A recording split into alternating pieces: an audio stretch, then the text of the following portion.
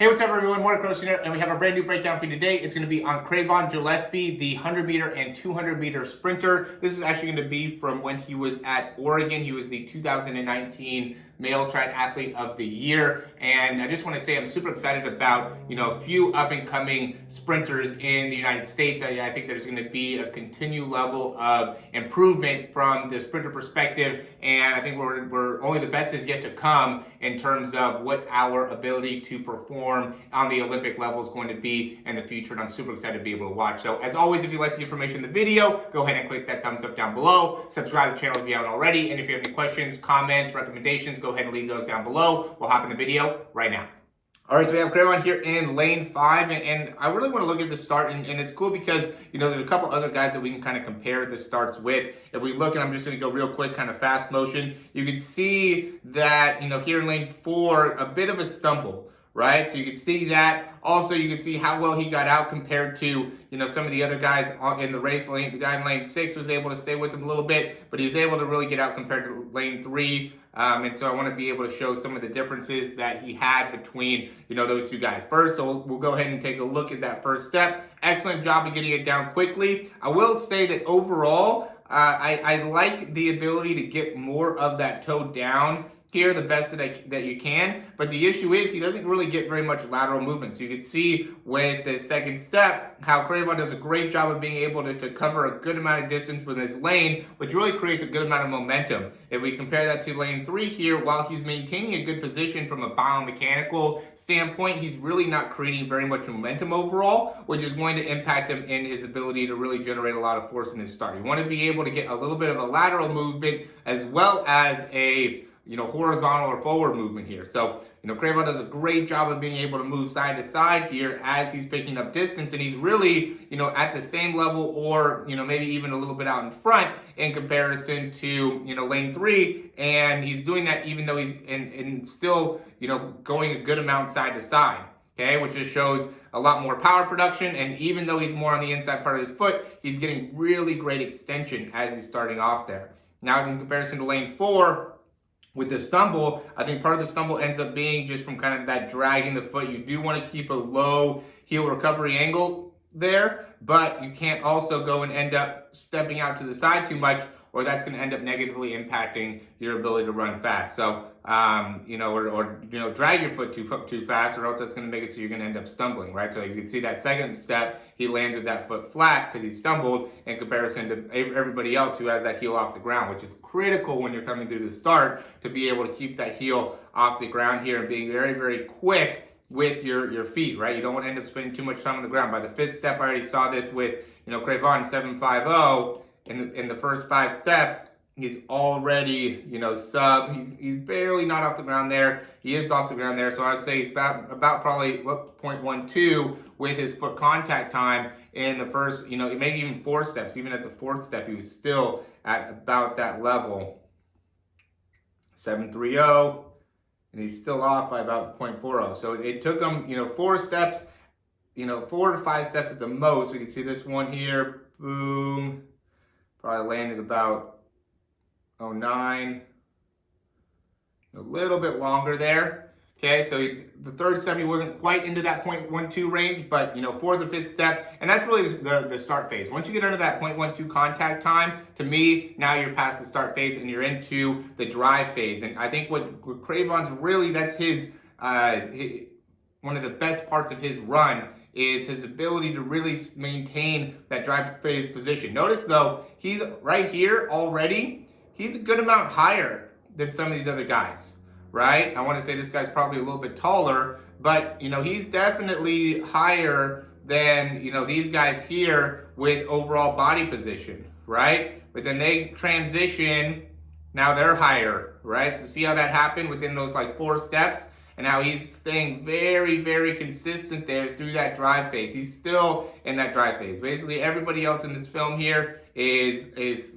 out now here, is out of their drive phase. He's continuing to stay through it. And a big reason for that, to me, ends up going into how is your ability to hinge. If you're able to have, great range of motion in your lower back, and great hinging capabilities, right? Not necessarily how much can you lift when you're doing deadlifts or any type of hinging exercise, but how well are you able to actually achieve the movement, right? That's what's important here. And he could probably, or I know based off watching him run right now, that he has a very, very good ability to hinge within the hips, and a lot of overall functionality within that lower back in comparison to, you know, the pelvis, which makes him be able to run as fast as he does.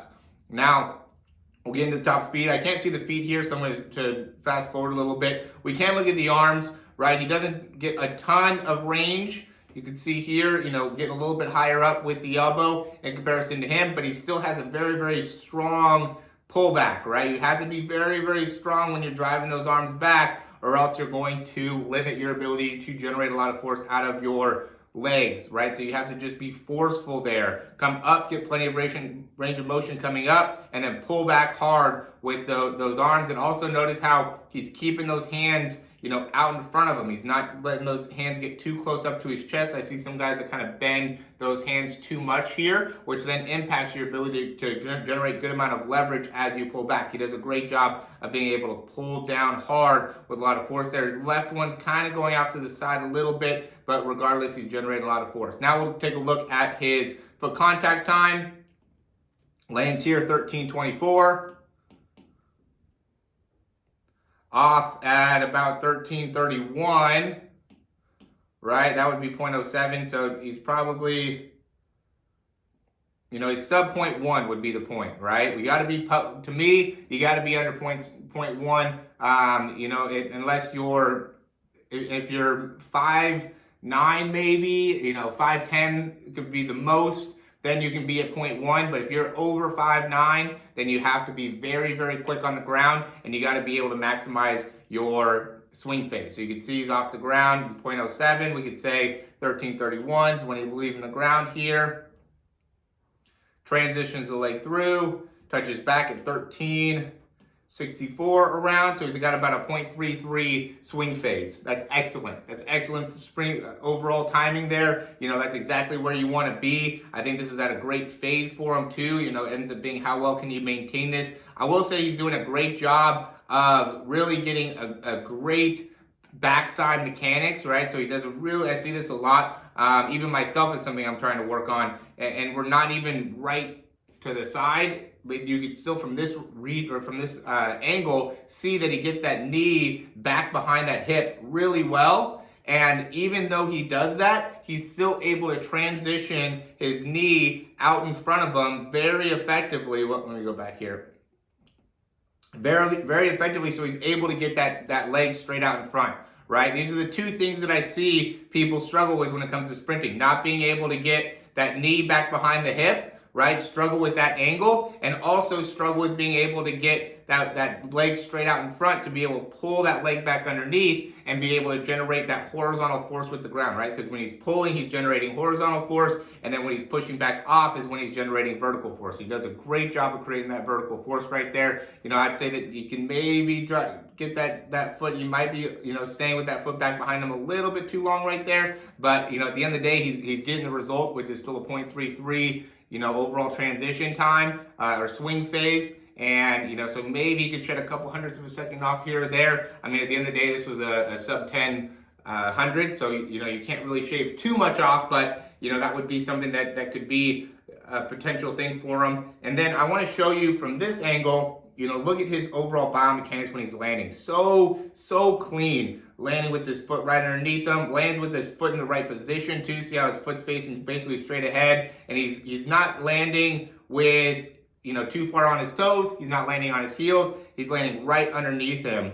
And I just want to compare to, you know, in lane 8 all the way out here to the side, a lot more of a kind of rotational position, right? So see how his foot, he's landing on the outside part of his foot, right? Everything is kind of turning out right there. And it's even worse on this side. Everything's turning out, foot's turning out. So if we're looking at two different people and kind of comparing where these guys will be 5 years from now. I'm going to put my money on a lot more of a healthy athlete with somebody like, Cravon Gillespie here, because of some of the biomechanical things that he has already set himself up for. So he's fast. Yeah, he's already at a very, very high level, but he's also set himself up to be able to do this for a very, very long time because of how clean his genetic mechanics are, right? He has obviously some great, great genetics and everything. But there's also some guys here that have, great genetics. So now when does it end up being a matter of, great genetics, great talent, things like that? When does that end up coming to a point where it doesn't matter anymore? Now it's going to come down to what are your fundamentals, what is your technique, what is your ability to dedicate yourself to the craft. And you can tell, Cravon Gillespie has a little bit of both, or a lot of both, in being able to have the talent for it, as well as the work ethic and the focus on the small details, and being able to really have a long-term career in sprinting, right? He kind of loses the technique a little bit there at the end, right? But he's way out in front anyway. He ended up running, sub 10, and the closest guy to him ran 10 too. So, that would be the only thing there that I would say. But yeah, I mean, some of these guys you could see, the technique is not always the cleanest, even at the highest level, right? You can see the arms are kind of, losing position here. Feet are turning out. So, I get that, and I don't know where he was before. He might have had to train to get himself to be able to fix some of the things that were going on with that hip there when he's landing. But I would just say that, you want to be able to keep yourself healthy, right? He's kind of setting himself to have either some type of, I would say more like a groin type of an issue, but definitely a hamstring issue as well, because he's probably using more of like the bicep femoris muscle. But you want to be able to set yourself up to be healthy for as long as you can. And if you have, some poor biomechanics, some poor landing mechanics, then it really makes your body it makes it a lot harder on your body to be able to, one, make significant improvements, and two, be able to stay healthy through those improvements. So, yeah, guys, as always, thanks for watching these videos. If you have any questions, we'll be happy to answer them for you. Go ahead and check out the description down below to find out a little bit more information about some of our breakdowns. We'll be happy to do one of these for you to be able to show some of the differences and, where you are with your sprinting and how you can make significant changes and improvements, whether it be your start, your drive phase, your top end speed phase. I'm looking at these videos all the time, really trying to figure out how are, the guys that are able to perform at the highest level, what are they doing? What are some of the nuances that they're able to accomplish within their running? And then with me having an exercise science and biomechanics degree, really going into what are some of the drills, the exercises, the techniques that you got to be able to implement in order to make that happen. So as always, guys, check out the description, be able to check that out, or you could always email me or check out through the website. You can get in contact with me through the website, through my email, however works best for you. Would love to be able to connect and help you in any way to improve your speed, whether that's in track, whether that's in soccer, baseball, football, whatever it may be. We'll be able to make that happen. All right, thanks for watching. Talk to you soon.